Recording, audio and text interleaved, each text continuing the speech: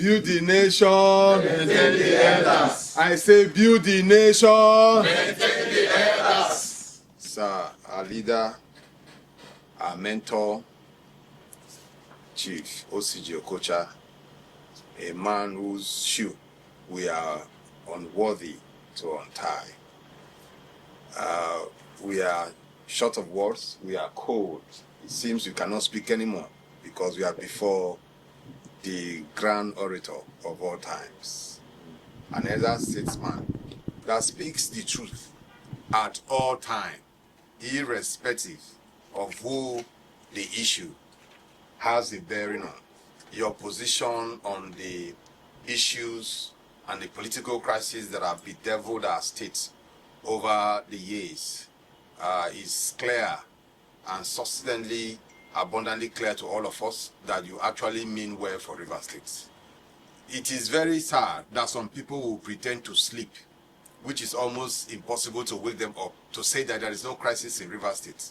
When our infrastructures are beginning to be burned down, we have lost count of human lives across the state, and name it. Like we all know, Nigeria and the world is struggling from economic crisis. And if you have economic crisis, it will be wise that every little infrastructure you have in place, it should be properly maintained and improved upon. Not that the youth will be instigated, compelled by political benefactors at different trajectory to go and destroy that little which we have. If our schools are destroyed, where then shall our children go to school? Because these elites, their children school abroad. I mean, not be so. Now so. So it will be treason on us, and the hottest part of hell will be reserved for us if we maintain neutrality in times of social crisis. It is upon this premise we have taken it upon ourselves as a body to go from door to door to campaign for peace to return to Rivers State, because there is no other place that can accommodate and harbor the might and the pressure of this state if should anything happen to our state. And in the wisdom of Mr. President, enacting or making a declaration of emergency rule citing section 305 and properly ratified by the assembly, because some people feel that Rivers State belongs to Rivers people alone. That's not true. The life wire of this country is almost dependent on Rivers State. Like we all know, for over 30 years, our refineries has not been working. And the president, upon assumption of office, has said there is need for these things to work so that we can buy fuel at a minimal level and the best of qualities.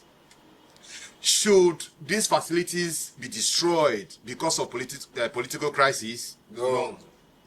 It is upon this and many more intelligence, not much available to us, but presented to the president, and also as a result of the calls and yearnings after numerous attempts to sever the crisis. But it has lingered. And today, we are seeing something that looks like relative peace. The palpable fear and tension that was in the atmosphere as a result of so many threats from few ethnic groups in a way to, distract the leadership. Like the Supreme Court has said, there has not been governance in the state. And if people do not know that when there is no governance, there is anarchy, I don't know who is going to explain to them. But I know, by your person, by your pedigree and your achievement, you have the local standing to explain and to teach them when necessary. You are an institution of knowledge, an embodiment of wealth of wisdom in these areas that has to put down the law. We will not come here to talk about law because we don't have what it takes to stand before you to talk about law until you have gone to law school and back. But sir, in the midst of the peace process, Rivers youth are seeking very few things. One, the interests of Rivers youth should be prioritized on the table of this peace negotiation between all parties. Rivers youth are demanding that between now and the expiration of these 6 months, the executive and the legislature should reach a truce. Least we have to fall back to the president to beg for more time for them to heal their pains to the best interest of Rivers people. We believe in unison of these states because there is no other state other than Rivers for us. We are calling on critical stakeholders to sheathe their swords and listen to elders like you who mean well for this nation, who mean well for these states. Those who have not fought war will always beat the drums of war as if they are omnipotent and omniscience of what it takes to defeat the opponents. The pursuit of peace and harmony in Rivers State. What enthused me about him, before I even knew the extent of the wide coverage that all of you had in Rivers State, was a few messages he was sending to me, and I was giving him encouraging words because he was talking on the side of peace and harmony and good governance in Rivers State. People like to, adopt the ostrich syndrome. They put their head in a hole and believe that all they are seeing is what they are seeing inside that hole. But they don't know that the rest of their body is exposed. We grew up knowing Rivers State as a state where peace and harmony governed. We went to secondary school here. I went to government comprehensive.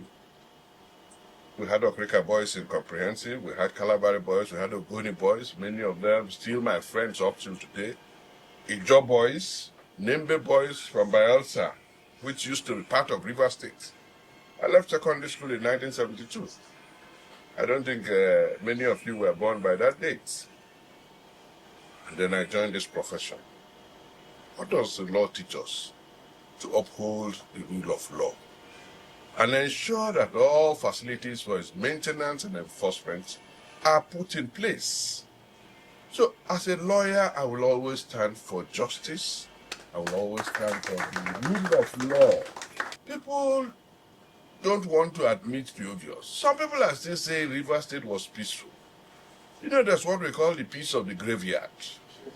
How was Rivers State peaceful? And at the end of the day, the Supreme Court, the apex court in Nigeria, the highest court in the land, said that Rivers State was being administered as if we were under a military administration. I have no problems with Governor Fubara, as he himself has said on social media. I was one of the 3 wise men, which he called us, he coined that term, that supported Governor Wike to bring him forward to contest for governorship in Rivers State. So, after crisis started between him and his Oga, as he used to call Nyesom Wike, we went on the invitation of President TINUBU to Asue Rockville. Again, that 8-point communique was produced, read by our former governor, Sir Dr. Peter Obi. And after each point, President TINUBU would echo, "Do we all agree?" Everybody say yes. I was physically there. Same Fubara, the governor, was there. Nyesom Wike, the minister, was there. So I said, Dr. Dele, Martin Amaewhule, the speaker, that the Supreme Court has pronounced is heading the authentic Rivers State House of Assembly. 3, 4, 5 individuals cannot form a Rivers State House of Assembly. No way. Not within the provisions of the Constitution, not within the provisions of any law that I know about. Ultimately, the judgment has come. What we expected, because PANDEV, Pan-African, Pan-Niger Delta Development Forum, went to see the president. And the president said, go and tell the governor of Rivers State to implement the judgment of the Supreme Court. That he himself is a product of the rule of law. Anybody who does not want to obey court judgment is not upholding the rule of law. So I was very enthused, very, very happily, interested in what your youth council was doing. And I encourage you to continue to do so.